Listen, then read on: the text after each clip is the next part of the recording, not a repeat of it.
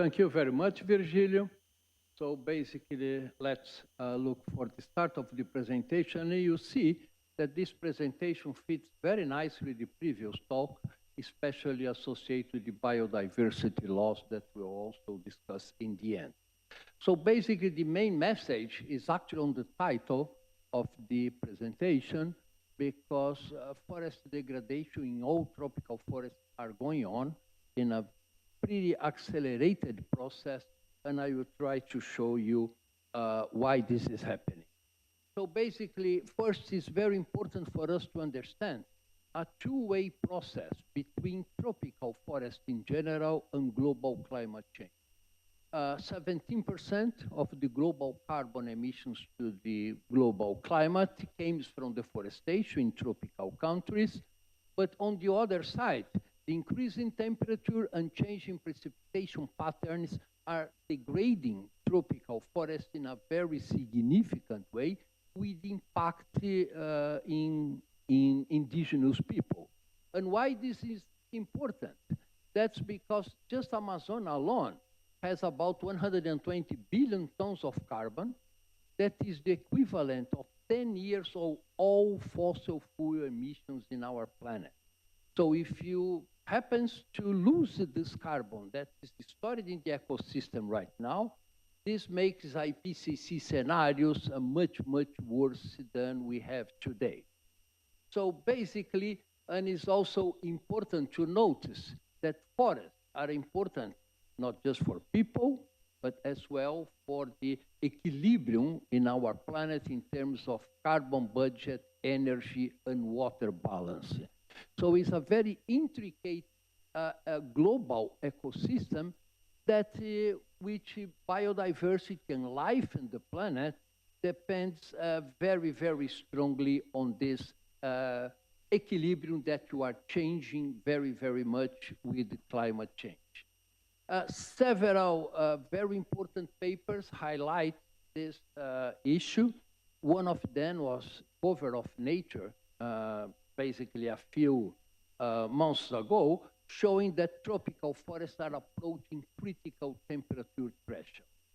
So basically, what they conclude is that if you allow a 3.9 degrees of warming above what we have right now, so this could bring photosynthesis to a halt, because the enzymes who controls photosynthesis will stop functioning, or will functioning not in their optimal conditions, in the sense that the forest will start to lose carbon to the global atmosphere.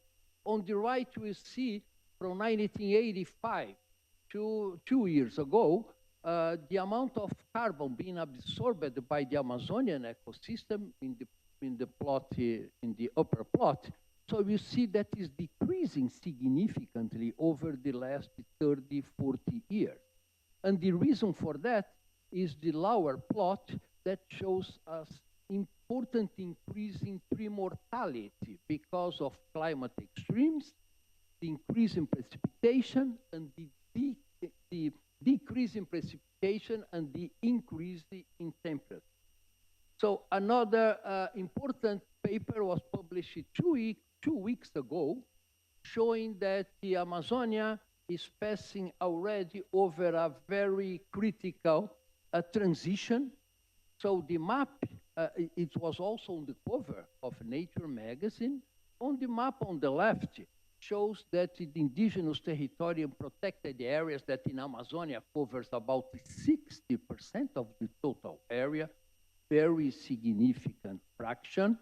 And on the right is their calculated tipping point potential, where the ecosystem could collapse if we allow a continuous increase in temperature and a continuous decrease in precipitation, as we are observing right now. This kind of diagnostics is being confirmed by this NASA study that shows that evapotranspiration, that means the emissions of water vapor by the plants to the atmosphere over Amazonia, is decreasing. And importantly, is decreasing not just on primary forest, or on deforested areas, but as well as in primate forest. And these other remote sensing studies shows, the title says everything, that the carbon loss from forest degradation already is larger than the carbon loss from deforestation in the Brazilian Amazon. So this is something that has very solid scientific background already. The previous studies were studies using remote sensing and modeling. But these studies that use in situ measurements of vertical profile of greenhouse gases, also in the Nature magazine, shows that the carbon balance in Amazonia is already being strongly changed, and some regions, like in Santarém, could already becoming a source of the carbon to the global atmosphere. So basically, this is being identified by modeling studies, by remote sensing studies, as well as in situ studies. So basically, in a nutshell, what we could be approaching, according to all these studies, is what we'll call the tipping point of forest-climate equilibrium in the Amazon. There was a lot of studies in the Amazon, but of course, part of this could also happening for African and Southeast Asia forest.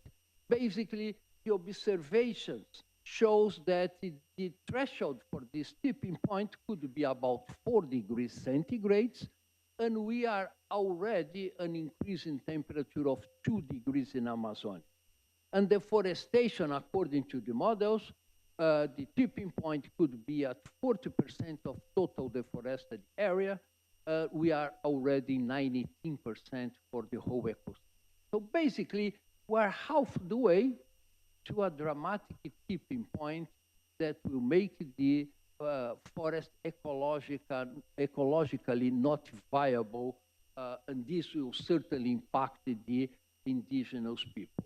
And what about the future? So basically, the IPCC scenarios, as we know very well, indicates that if you continue to emit 62 billion tons of carbon per year, as we are doing right now, we could increase the average global temperature by 4.3 degrees. If you follow the Paris Agreement as we are going through right now, the average increase will be about 3.7 degrees. And if you go very strictly with the Paris Agreement, we will heat up the planet for about 2.8 degrees Celsius in the last 20 years of this century. But these are global average. The planet is 75% ocean, and we don't live in that ocean. So how is the geographical distribution of this warming? That this is much more important than the global average. So what we observe is that if we allow the planet to heat up by 4 degrees, Amazonia could heat up by 5 to 5.5 degrees. Northern areas like in Canada, Russia, and the Arctic region could be heated up by 6 to 6.5 degrees. So this is a very profound change in the ecosystem that will affect indigenous people everywhere. But climate is not just temperature. Climate is also precipitation, and precipitation is changing as the temperature heats up. And basically what we observe is that Amazonia will become much drier, as well as Central America, Mediterranean Europe, and South Africa.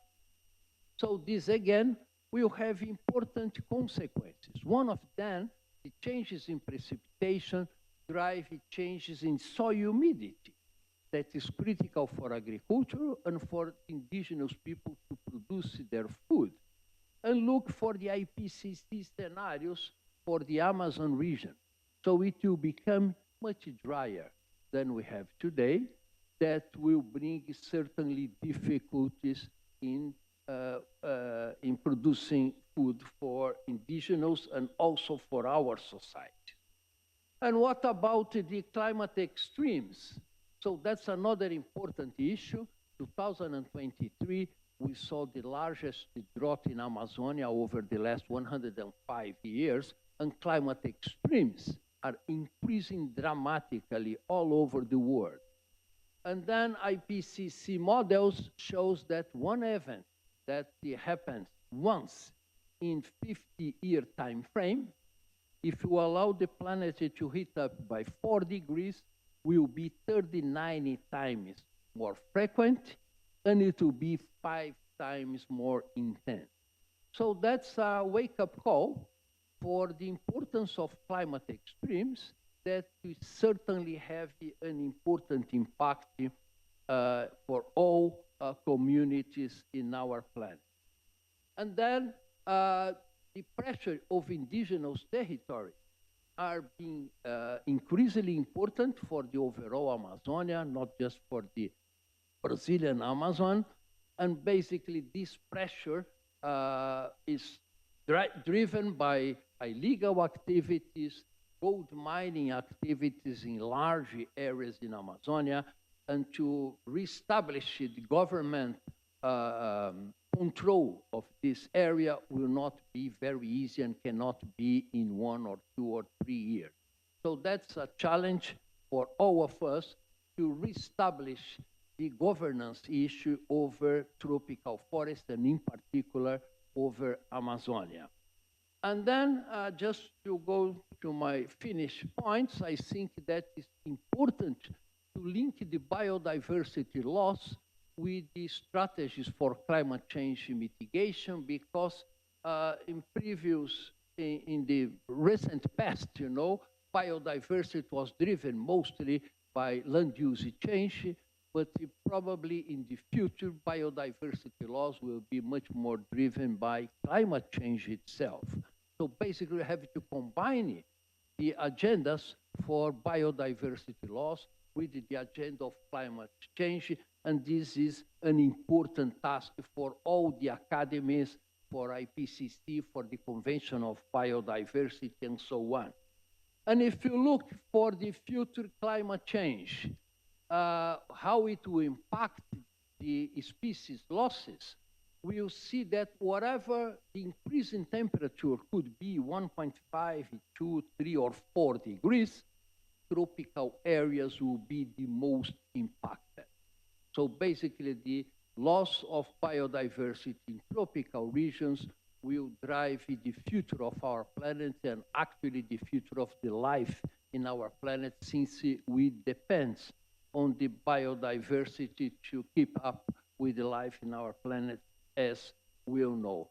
And then I think it's always important to remind that the cheapest, easier, and faster way to reduce greenhouse gas emissions is actually to stop tropical deforestation. It can be done quickly. Brazil has a commitment to zero deforestation by 2030, and Brazil has all the tools to actually do that in this time frame. And then we'll change the picture as we are seeing now, not just in Amazonia, but in all tropical forests, but by a much more sustainable way that is very well described in the 17 Sustainable Development Goals from the United Nations, because have a stable climate is basically SDG 13, but it's always important to understand that several other sustainable development goals depends on a stable climate.